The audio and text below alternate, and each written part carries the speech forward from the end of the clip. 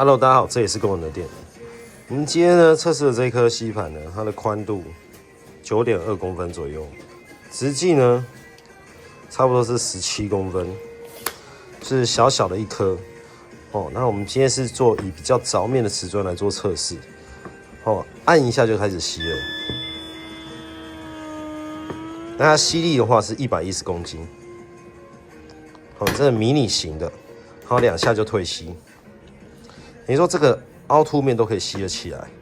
那如果说正常光滑表面的瓷砖，按一下也开始吸。岩板啊、瓷砖啊、抛光石英砖啊，基本上全部都可以2下退吸。